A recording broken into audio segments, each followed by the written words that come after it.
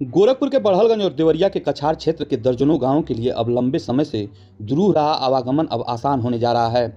योगी सरकार की पहल पर बड़हलगंज के बैरिया खास में राप्ती नदी पर एक बड़ा और आधुनिक पुल बनाया जा रहा है। यह पुल न सिर्फ दो जिलों को जोड़ने का काम करेगा, बल्कि हजारों लोगों की रोजमर्रा की यात्रा को भी सरल बनाएगा। पुल के साथ साथ यहाँ पहुँच मार्ग और अतिरिक्त पहुँच मार्ग भी तैयार किए जा रहे हैं, जिससे इलाके के गाँवों तक सुगम संपर्क स्थापित हो सके। इस परियोजना के पूरा होने के बाद गोरखपुर से देवरिया की दूरी वाया बड़हलगंज करीब 15 किलोमीटर कम हो जाएगी। करीब 1.5 लाख की आबादी पर सीधा असर डालने वाली इस परियोजना पर लगभग 72 करोड़ रुपए की लागत आ रही है। निर्माण कार्य के लिए कार्यदायी संस्था सेतु निगम को 10 करोड़ 75 लाख रुपए की पहली किस्त जारी भी कर दी गई है, जिससे काम और गति पकड़ चुका है।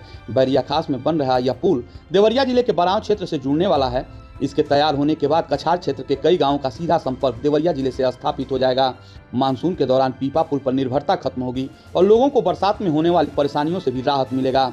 फिलहाल बड़हलगंज से देवरिया पहुंचने के लिए लोगों को बरहज और कपरवार होकर करीब 51 किलोमीटर की यात्रा करनी पड़ती है, लेकिन बैरिया खास पुल तैयार होने के बाद यह दूरी घटकर सिर्फ 36 किलोमीटर रह जाएगी। इससे न सिर्फ समय बचेगा, बल्कि परिवहन में होने वाला खर्च भी कम होगा। सेतु निगम के परियोजना प्रबंधक AK सिंह के अनुसार साइड मोबिलाइजेशन और अलाइनमेंट का काम तेजी से जारी है। मशीनरी की तैनाती पूरी हो चुकी है और निर्माण की गतिविधियां लगातार आगे बढ़ रही हैं। विभाग का लक्ष्य है कि इस परियोजना को दिसंबर 2027 तक पूरा कर लिया जाए। इस पुल के बन जाने से बड़हलगंज, देवरिया और कछार क्षेत्र की जनता को बड़ी राहत मिलेगी।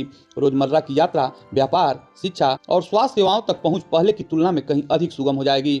राप्ती नदी पर बन रहा यह पुल क्षेत्रीय विकास को एक नई रफ्तार देने वाला है और स्थानीय लोगों की लंबी समय से चल रही समस्या का अस्थायी समाधान बनने जा रहा है। तो यह था अपडेट बैरिया खास पुल परियोजना का, एक ऐसी आधारभूत संरचना जिसका इंतजार क्षेत्र की जनता लंबे समय से कर रही थी। बाकी इस खबर पे आपकी क्या है प्रतिक्रिया, कमेंट में जरूर बताइएगा। अन्य खबरों के लिए बने रहें हमारे साथ और देखते रहें गोरखपुर फर्स्ट।